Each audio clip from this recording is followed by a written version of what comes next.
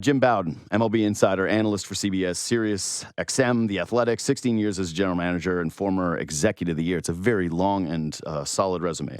Thanks for joining us, Jim. Great to have you back on, man. My pleasure. Great to be back on with you guys. Yeah. Okay, so let's just start with this. Do you think that the Jays were ever truly in this?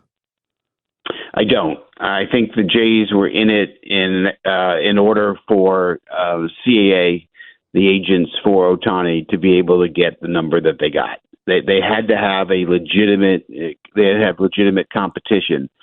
And when the media did a poor job of misleading everybody, it actually helped Ohtani because that's what moved the needle for the Dodgers and got them up to that $700 million final number.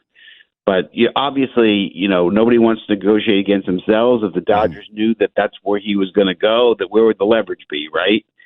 So Toronto became a real threat because they were a real threat, right? I mean, it was incredible that Mark Shapiro and Ross Atkins were committed to spending between $500 and $600 million to try to land Shohei Ohtani, which would have been, I think, great for the Blue Jays, great for Canada, great for global baseball. But at the end of the day, no, I think it was pretty clear that the Dodgers is where he wanted to be. He wanted to be a place where he had confidence he could win. We look at the Dodgers' track record over the last 7 years, pretty clear what they do. Geography-wise, he has a home down in Southern California and loves it. And, the Dodgers checked all the boxes. So I think as long as the Dodgers were willing to be the highest bidder, that they were going to get the player. And that's what happened. So those are the two things that don't make sense to me, or that I'm having a harder time understanding, is if he was trying to use another market for leverage, why not use the Giants, given the geographical location? And then two is, if it was so much about... Let me answer. Sure, go ahead. Let me answer that one first. Yeah, I'll answer that one first, because the Giants have no pathway to win. So the most important criteria that Shohei Ohtani had in free agency is he wants to be on the World Series stage. That's what he wanted. That was number one goal. That's why the Angels had no shot, right? Giants had no shot. Not that the Giants wouldn't be willing to spend the money, but anyone that was in the process knew that he wanted to win first, second, and third. That was the most important thing for him. And the Giants don't fit that mold, but the Blue Jays did fit that mold. The Blue Jays do have a rotation of Gausman, Barrios, Bassett, Kikuchi, Manoah, the left-hander Cumming, Tiedemann. So there was you got Guerrero, you got Bichette, you got Springer. I mean, there was a pathway. He saw that. He saw that the Blue Jays are built where he could win there. So that's why Blue Jays over Giants, and the Giants couldn't be used as leverage. Well, the second part, though, is the money element, right?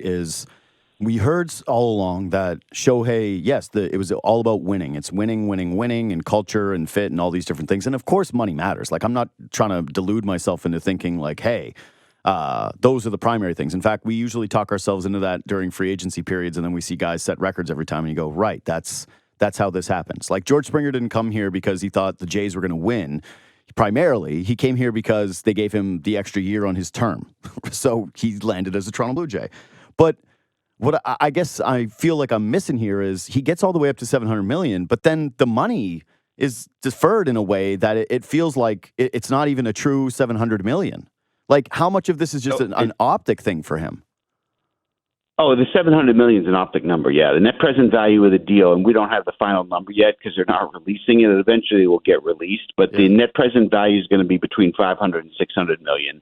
And instead of $70 million a year, it's going to be between probably $52 and $56 million, from what I'm being told from my sources. Right. So that's where the net present value is going to be. Look, I think when you're going to make $700 million, and I'll ask you your question. If someone came to you and said, we're going to pay you $700 million to do your job on this talk radio show, do you really care how it's paid out? I mean, at that level of money, I mean, that's still, or at least in the States, you're going to at least get $350 million of it after taxes. Yeah. Does it really matter to you how it's paid out? Well, no, but that's kind of my point in terms of why the Dodgers weren't even in on this thing in the first place. Like, what took so long? What was their number to begin with? Like, what were they operating off of? Because it really does seem legit that the Jays were offering north of $600 million.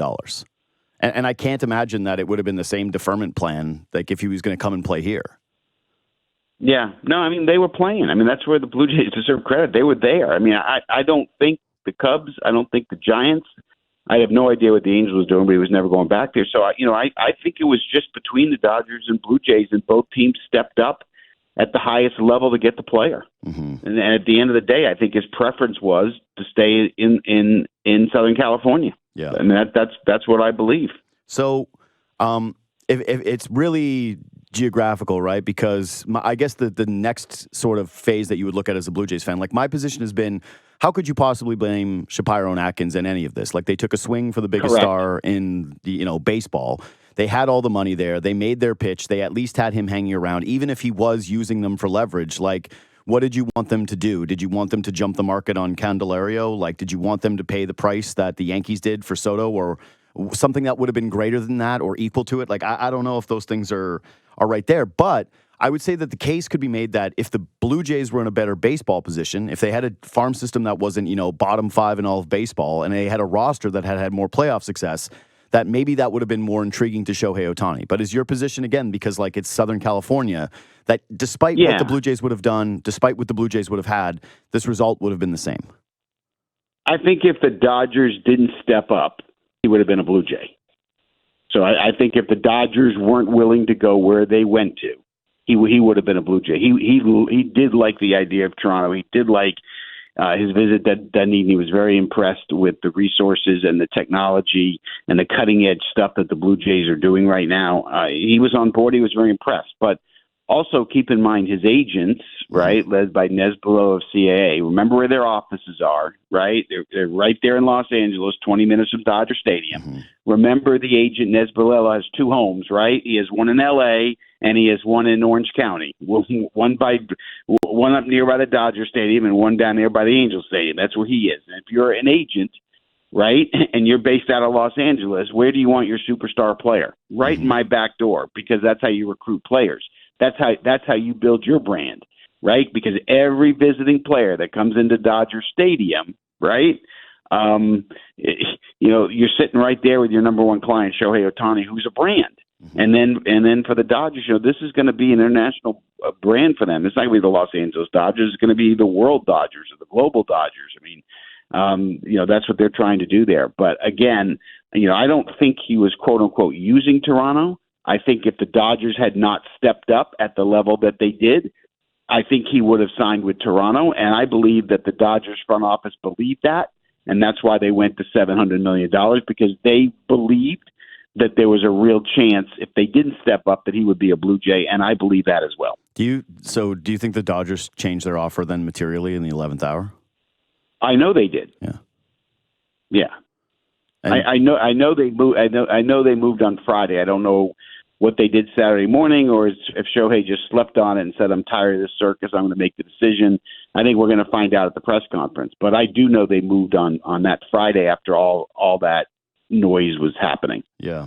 Okay. So yeah, it's a really tough time here in Toronto. Not just because we thought he was coming here. It's not tough just because it's kind of, you look really foolish. It's like you believed, and so much I was explaining off the top of the show today that being a Toronto sports fan is feeling like the other and feeling like good things can happen, and that, you're in Canada and so that's it, and blah, blah, blah, blah, blah, go on down the line. But I think also a big part of this is that a lot of people knew that this was Toronto's real out, to kind of getting excitement back with the baseball team, because there's been this discussion of they know that this fan base, like the position that they're in, they have renovations to the building. They want to excite the fans here. They want to make sure that everyone is showing up on opening day with that hope and that belief in the baseball team. And yet it is a farm system that isn't loaded and isn't ready to make a whole bunch of splashy trades. Soto did come off the table. Shohei has now signed. And yeah, there are some free agents. Cody Bellinger's out there, and there are some others.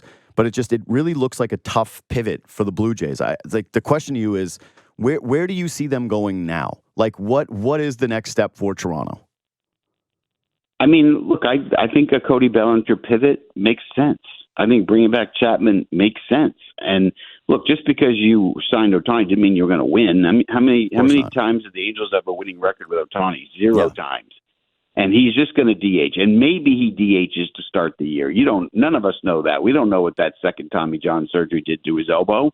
Bryce Harper wasn't himself coming back from Tommy John surgery. There's no guarantee he's going to hit out of the gate like they say. And by the way, there's no guarantee he's going to be able to come back and pitch in 2025 like everybody says. How many guys have come back from the second Tommy John? So, I mean, look, nothing was for sure outside of the brand and what it would have meant for ticket sales and what it would have been for the Blue Jays in the country of Canada. Yeah, it would have been unbelievable. We get that. I know it's disappointing. But you pivot and you just go build a championship baseball team because, honestly, at the end of the day, that's what the fans want. It's not the individual player. They want celebrations. They want a parade. They want champagne popping. I think you pivot to Bellinger. I think you try to bring in Chapman. I think you go get Rhys Hoskins. I think you consider, continue to add to pitching. I know you have a great closer in Romano. Why not sign Josh Hader and put Hader and Romano in the back end? I mean, I think baseball-wise, you just pedal to the metal. If you were willing to go $600 million for Ohtani, I can show you a lot of ways to spend $600 million and build a better baseball team than putting it all on one player. Yeah, I'm completely agree. But that was the whole thing with Ohtani, right? Was that this wasn't just a baseball decision. This was a business decision. And that's why that money was on the table. And like you know this front office well. Do you believe that, yes, there's going to be a ton of money for them to spend? Or was this, just purely Ohtani, and now you like that scenario that you just outlined of, hey, now you're in on every major free agent? Of course, like that's something that people could be excited about. If you told me 600 to spread around on a baseball team over one player, like the answer is obvious from like a pragmatic standpoint. But do you think that there will be real money there for the Blue Jays to be spending on upper level free agents, not just like one of them, but multiple? Yeah, so this is where I'm from, and understand, I don't live in Toronto, right? Yeah. So when I look at the game, I look at it from a global, non-biased position. That's all I look at. All I know is since Mark Shapiro got there, every single winter, he goes out and spends legit money. That's all I've seen. Kevin Gausman, Chris Bassett, George Springer, Hyun-Jin Ryu, trade for Berrios and sign him. So, I mean, that's all I've seen them do. And I've seen them spend the money, and I don't think this offseason is going to be any different than what I'm used to with them. Mm-hmm. I think that the Blue Jays have underachieved. That's what I believe over the last several years. I think their teams have been better than the end result. That's what I believe. I don't know how you take Jose Berrios out of that game, and then everybody tries to point fingers at people when it's the manager's job to make that decision, no one else's. It's his call, and he didn't take immediate accountability, which still perplexes me. But there is work to be done with this team. There's no doubt about that. But there's a core there. There's a core that and a pathway to get to the playoffs. And the Arizona Diamondbacks and the Texas Rangers were wild card teams this past year, and they got to the World Series. Arizona won 84 games, found their way to the World Series. Toronto's got to get in and find a way. That's it. And when you have a rotation of Gausman, Berrios, Bassett, you got a chance. You got a chance to win. So let's go fix left field. Let's go bring back third base or find a better solution. And let's keep adding to this team. They need to pivot and not feel sorry for themselves and just keep going out and building a good club. I think Cody Bellinger, who's won an MVP before, would be a great sign. I think he really figured things out last year at every single level, and he's young and he's in his prime. I think you bring back Chapman, you get Bellinger, you get Hoskins, and all of a sudden you're in a really good position. So that's what I'd like to see them do. What do you think Bellinger commands? Too much money. Yeah. I was going to say it's yeah. I mean, this market is such a runaway train. Like I watched Yamamoto's market go from 200 to 210. Now they're telling me 300 million. So it's literally changing 100 million a week. So to answer your question with Bellinger, I'm thinking it's going to get to a disgusting 7 years, 181 million. Okay, so he won't. You don't think he'll crack the 200 mark then, though? Oh, my colleagues do. Yeah. I don't know. I just as a former GM of 16 years, I have a hard time giving him $200 million. So I got to be stubborn. I'm going to go 181, but I have colleagues that think he will crack 200. Yeah, listen, I think Bellinger was great last year. It would scare me to the deepest parts of my soul, giving a guy with a 654 or 542 OPS the 2 seasons leading up to last year with Chicago a $200 million contract.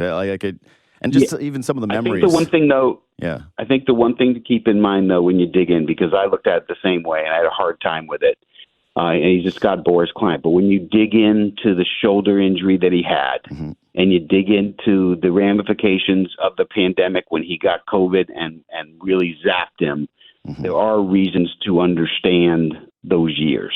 He is now healthy again this year. He also made a lot of mechanical adjustments that at his age looks like it's sustainable. So I'll defend it that way. But I hate to spend that kind of money, but I think the Blue Jays have a window to win. You got to take advantage of it. I don't know what the better alternative is. I haven't seen Young-Hoo Lee. I know the Giants and Padres are kind of in a bidding war for him. I haven't seen him, and you could always sign him, put Varsho in left, but I can't endorse Lee because I've never seen him in person. Well, the other way that you go about it, I think, is through the trade market, right? Are there any names that are out there? Like some people have mentioned potentially, trying to target a guy like Christian Yelich. Are there names that you've heard that could be available for trade that Toronto might actually have a prospect pool to pull Soto from? was it. Yeah. Soto was it because of Tiedemann and Manoah, right? Yelich's back is such that you can't take a chance on Yelich's back. I know he had a little bounce back year last year, but there's no way you can take any part of that contract with the back issue the way it is. It's hard to get a superstar in trade when your farm system is where Toronto's is right now. It's just not strong enough to make those kind of deals because you're competing with the Orioles farm system and the Reds farm system and the Dodgers farm system. So for me, for this team to pivot from Ohtani, you got to play checkbook baseball to get there, unfortunately. Yeah. The only name that I think leaves a bit of intrigue for people in terms of what his value is Manoah. Because our Ben Nicholson-Smith reported that there were 4 teams that had at least checked in. But, he came on the show and said that was a little bit more vulturing, teams inquiring around, trying to pick the bones and trying to get a cheaper price on a player like Manoah. But do you think that, this increases the likelihood that he gets traded? I don't think you trade Manoah now because I think his trade value is so small. GMs will take a chance as a reclamation project, but we don't want to give anything up to get him, if you know what I'm saying. Yeah. He's got to go pitch if you want him to have trade value. He doesn't have any right now. So that's kind of where that stands. Okay, so last one from me. How is the contract being received by people in your circles? Because it's baseball, right? We're used to seeing huge money thrown around, and it's Shohei Ohtani. We understand the business element of this.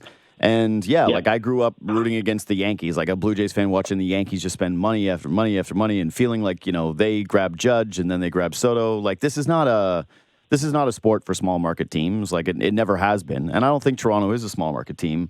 But the money is getting to the point now where it's they did put in this luxury tax. They clearly tried to create some type of added parity in baseball by adding, an extra wild card team and by having these punitive measures for teams that spend so much. And now you see something where it's the team that has Mookie Betts and Freddie Freeman already on massive contracts also goes out and spends, $60 million a year on Shohei Ohtani. How is there any conversation around baseball that's happening that's different in your eyes about some of these top spending teams, or is this just business as usual? Well, I think it's business as usual because also keep in mind the Dodgers let Corey Seager go and they let Trey Turner go because they didn't want to pay either one $300 million because they were saving their money for Ohtani. Yeah, that's just the truth of it. And keep in mind the Dodgers. The Dodgers television deal with Spectrum is a 25-year deal for $8.35 billion. Mm-hmm. So all they did was out of the $8.35 billion over a 25-year period. Remember, this thing is deferral, and it may be more than 25 years. All they did was take some of that $8.35 billion and say we're going to invest that in Ohtani. So it's really affordable for the Dodgers. And to your point, who else has an $8.35 billion television deal, right? Mm-hmm. So, the unfairness of the haves and the have-nots show up in a situation like Ohtani and Soto, for that matter. Yeah. Hey, Jim, I really appreciate your time. Thanks for coming on. Like I said, I always feel like the audience gets smarter when you do. I appreciate it. Thank you.